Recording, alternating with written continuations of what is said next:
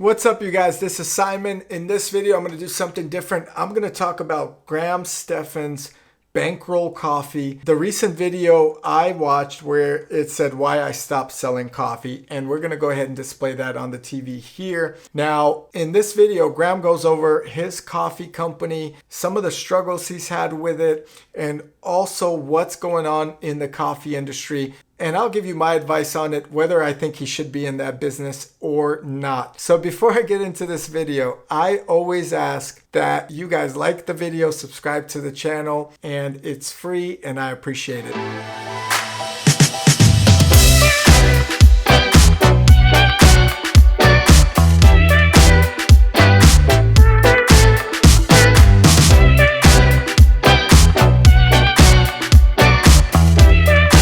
Okay, so it was a couple years ago or a year or so ago when Graham had his coffee company called Bankroll Coffee. Graham was excited to launch a coffee. There was some cool names. I believe he had names in regards to investing, and it was a pretty fun concept. I actually applauded it. I thought it was an interesting idea. However, I was skeptical. And the reason I was skeptical is because I have not seen Graham, who's excellent at YouTube, probably one of the best video makers in YouTube out there, makes a crazy amount of money. I think he's over 5 million in income off YouTube streams and so forth. Don't quote me on it, but he has videos explaining it, and you should always check out his channel. However, when he got into Bankroll Coffee or even the coffee industry, I said, oh my God, what is Graham doing?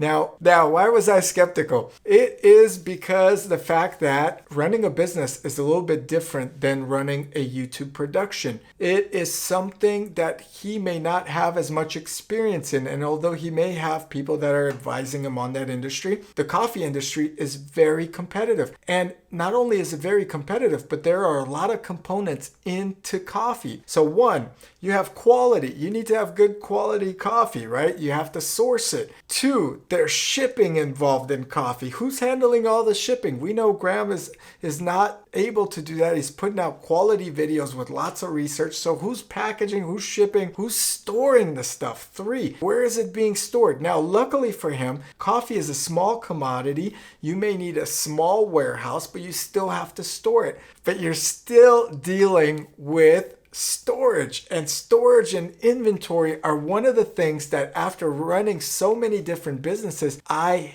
hate about business. As you may have seen on my What I Do for a Living video, I have done so many different things in business that I know inventory-based businesses are just not as fun. They take a lot of management.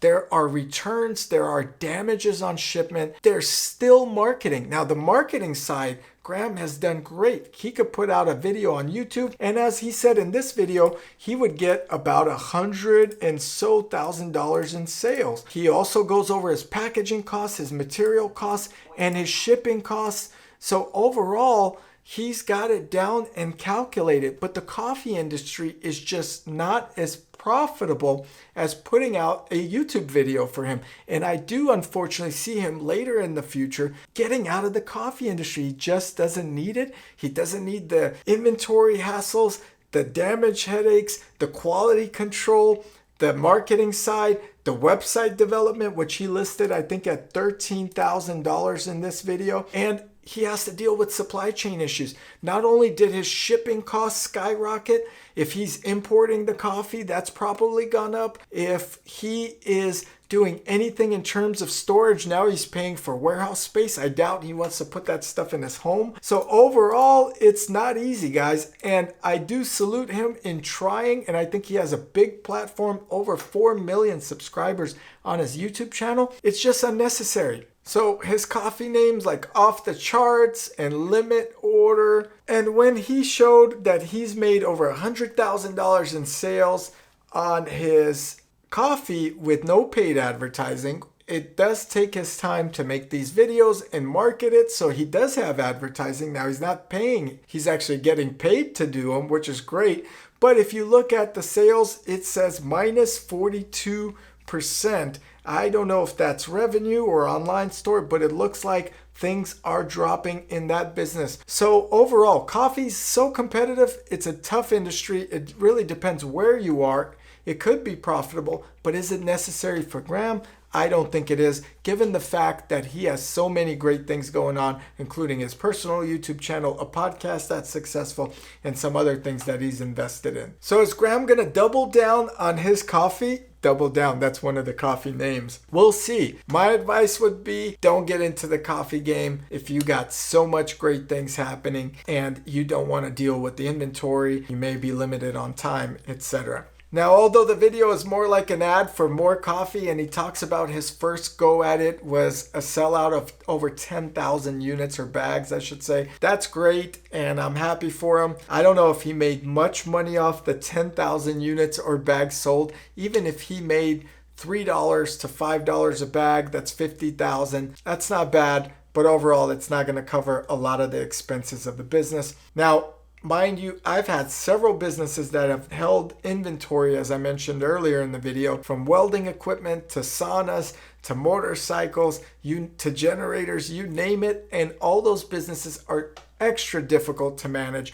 And you add the extra component of inventory, repairs, electrical repairs, etc. In my business, in his business, there's a lot of quality assurance. This is a food product, so you have to get that food product tested, I'm sure, and so forth. So there's a lot that goes into coffee. Graham, if you ever watch this video, get out of the coffee game, save yourself the headache. In my opinion, you could just continue making videos, doing what you're great at, and I don't mean this in a negative way whatsoever. I see you personally investing in some software that's easier to market, manipulate, you get more clients, etc. And coffee is just going to be one of those businesses that consumes and roasts you. Anyway, I hope you enjoyed this video. If you did, let me know in the comments. Should Graham continue with his coffee roasting business? Have you tried a cup of his coffee? Have you ordered any of the bundles? Check out their website. Check out his Instagram channel in the description below. He does great videos, great financial research videos, but coffee,